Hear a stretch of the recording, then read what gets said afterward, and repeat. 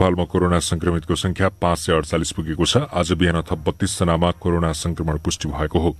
नयाँ संक्रमितहरू सर्लाही, कपिलवस्तु, बारा, काठमाडौँ, रूपन्देही, चितवनका रहेका स्वास्थ्य तथा जनसंख्या मन्त्रालयले जनाएको छ।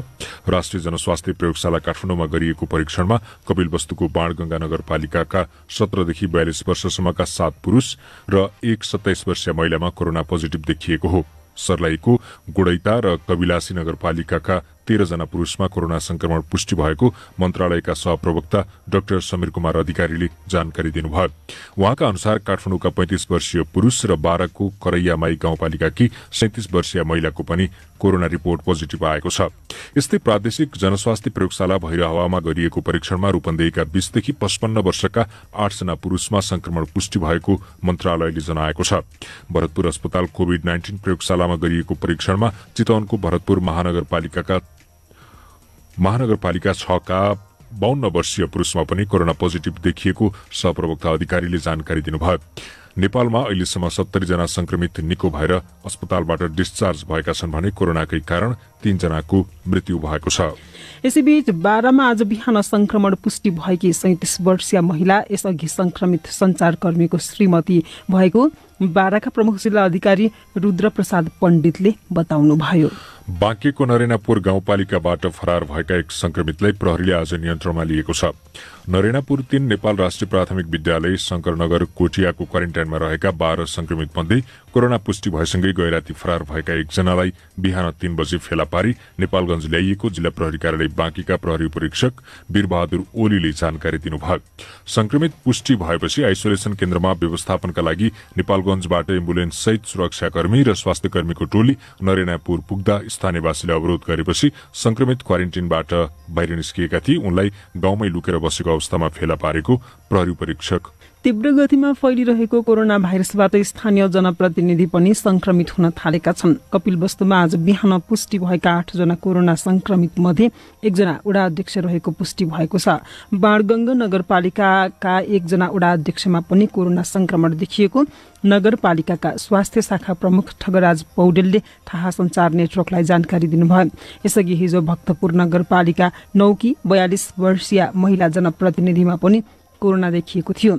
कपिलवस्तुमा अझै पुष्टि भएका 8 जना मध्ये 1 जना पत्रकार पनि रहेका नगरपालिकाको स्वास्थ्य शाखा प्रमुख पौडेलले बताउनुभयो। यस्तै आज कोरोना पुष्टि भएका काठमाडौँका 35 वर्षीय पुरूष धापासे स्थित ग्रान्डी अस्पतालमा उपचाररत रहेको स्वास्थ्य तथा जनसंख्या मन्त्रालयका सहप्रवक्ता डाक्टर समीर कुमार अधिकारीले जानकारी दिनुभयो। कोरोना भाइरसको संक्रमण न्यूनीकरणका लागि लकडाउन गरिएको 2 महिना पुगेको छ। गत चैत 11 गते पहिलो पटक 8 दिनका लागि गरिएको लकडाउन पटक पटक गर्दै जेठ 20 गतेसम्मका लागि पुर्याइएको छ। संक्रामक रोग ऐन 2020 अन्तर्गत जारी लकडाउन पछिल्ला केही दिन यता थप कडा बनाइएको छ। तर अत्यावश्यक सेवा, खाद्यान्न, औषधि, निर्माण सामग्री लगायतका उद्योग सञ्चालन तथा ओसार पसार गर्न भने दिइएको छ। काठमाडौँका 1 जनामा कोरोना संक्रमण पुष्टि भए लगत्तै सरकारले मुलुकमा लकडाउनको घोषणा गरेको थियो। लकडाउन सुरु भएदेखि नै संक्रमितहरूको संख्या बढ्दै गएको छ। नेपालमा पहिलो पटक माघ 9 गते चीनको वुहानबाट आएका एक व्यक्तिमा कोरोना संक्रमण पुष्टि भएको थियो। चैत 11 गते लकडाउन जारी गरेपछि सरकारले चैत 16 गतेदेखि देशका विभिन्न अस्पतालबाट कोरोना परीक्षण गर्ने व्यवस्था मिलाएको थियो।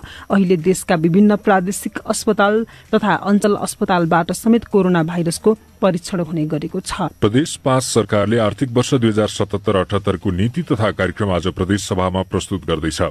प्रदेश प्रमुख धर्मनाथ यादवले दिउँसो 3 बजे बस्ने प्रदेश सभा बैठकमा नीति तथा कार्यक्रम प्रस्तुत गर्नुहुनेछ।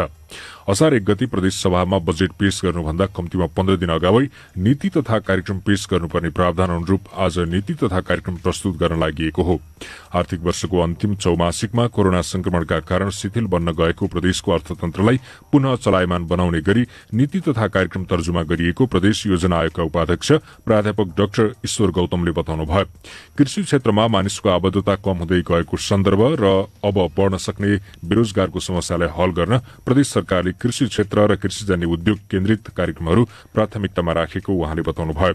नीति तथा कार्यक्रममा स्वास्थ्य क्षेत्रलाई पनि प्राथमिकतामा राखिएको आर्थिक मामिला तथा योजना मन्त्रालयका बजेट महाशाखा प्रमुख जनार्दन पौडेलले बताउनुभयो। कोरोना संक्रमणले स्वास्थ्य संरचनाको आवश्यकता आवश्यकता उदाङ्गो पारेको भन्दै उहाँले कार्यक्रममा ठूला स्वास्थ्य संरचनाको निर्माणदेखि उपकरणहरूको व्यवस्थापनलाई समेटिएको बताउनुभयो। प्रदेश योजनाका अनुसार चालू आर्थिक वर्षभन्दा केही ठूलो आकारको बजेट ल्याउने तयारी गरिएको छ। आयोगका उपाध्यक्ष डाक्टर गौतमका अनुसार 38 अर्ब हाराहारीको बजेट ल्याउने तयारी छ। बैतडीमा पहिलो पटक सशस्त्र प्रहरीको सीमा निगरानी चौकी बीओपी स्थापना भएको छ। नेपाल भारत सिमाना जिल्लाको झुलाघाटमा आज बिहान बीओपीको औपचारिक उद्घाटन भएको हो। सुदूरपश्चिम सशस्त्र प्रहरी नायब महानिरीक्षक हरिशंकर बुढाथोकीले उक्त बीओपीको उद्घाटन गर्नुभएको छ। यसअघि हिजो नै उद्घाटन गर्ने भनिए पनि सीमामा अलपत्र नेपालीको उद्धार गरेकाले बढी भीडभाड भएपछि आजका लागि सारिएको हो। कर्मचारी सञ्चय कोषले भोलिदेखि अनलाइनबाटै पैसा सापटी लिन सकिने सेवा शुरू गर्ने भएको छ। कोरोना भाइरसको संक्रमणबाट जोगिन सरकारले लकडाउन लागू गरेपछि बन्द रहेको कोषका सेवामध्ये हाललाई विशेष सापटी सेवा अनलाइन मार्फत लिन सकिने व्यवस्था गरिएको हो।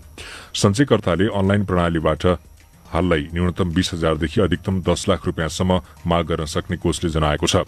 तत्काललाई यो सेवा विशेष सापटी लिन योग्यता पुगेका र केवाईसी अपडेट गरेका सञ्चयकर्ताले प्राप्त गर्न सक्ने कोषले विज्ञप्तिमा जनाएको छ। त्यसका लागि सञ्चयकर्ताले कोषको वेबसाइटमा गएर प्राप्त निर्देशन अनुसार अनलाइन फारम भरेर त्यससँगै विशेष सापटीको आवेदन फारम भरी स्क्यान कपी अपलोड गरेर पठाउनु पर्ने हुन्छ। कोषले उक्त आवेदन फारमलाई रुजु गरेपछि सम्बन्धित सञ्चयकर्ताको बैंक खातामै रकम जम्मा गरिदिने विज्ञप्तिमा उल्लेख छ। कोषले कोभिड-19 का कारण हाल बन्द रहेका अन्य सेवा समेत क्रमशः सञ्चालनको तयारी समेत पूरा गरेको जनाएको छ। कोरोना संक्रमितहरू तीव्र रूपमा बढेपछि ब्राजिल सबैभन्दा बढी संक्रमण हुने विश्वको दोस्रो देशको सूचीमा आएको छ। पछिल्लो 24 घण्टामा झण्डै 20,000 नयाँ संक्रमित थपिएसँगै ब्राजिल धेरै संक्रमित हुने मुलुकको दोस्रो नम्बरमा आएको हो। त्यहाँ अहिलेसम्म 3,32,000 भन्दा बढी मानिस संक्रमित भएका छन्। तेस्रो नम्बरमा रहेको रुसमा 3,26,000 मानिस संक्रमित भएका छन्। धेरै संक्रमित हुने देशमा स्पेन चौथो, बेलायत पाँचौं, इटली छैठौं तथा भारत 11औं स्थानमा छन्। पहिलो नम्बरमा रहेको अमेरिकामा संक्रमित हुनेको संख्या 16,45,000 भन्दा बढी छ। ब्राजिलमा संक्रमण र मृत्यु दुवै दर तीव्र गतिमा बढेको छ। अत्यधिक रूपमा मृतकहरू बढेपछि साउ पाउलोमा सब व्यवस्थापन गर्न कठिन भएको छ। स्वास्थ्य क्षेत्रका विज्ञहरूले ब्राजिलको संक्रमण दर अझै तीव्र गतिमा बढ्ने अनुमान गरेका छन्। कतिपयले त्यहाँ अमेरिकामा भन्दा धेरै मानिस संक्रमित हुन सक्ने अनुमान गरेका छन्। सरकारको कमजोर स्वास्थ्य नीति, अस्पताल र बेडको अभाव, सामाजिक दूरी कायम गर्ने कुरामा भएका असावधानीले ब्राजिलको अवस्था झनै भयावह हुन सक्ने अनुमान गरिएको छ। ब्राजिल बाहेक अन्य दक्षिण अमेरिकी देशहरूमा समेत संक्रमितको संख्या तीव्र रूपमा बढेको छ।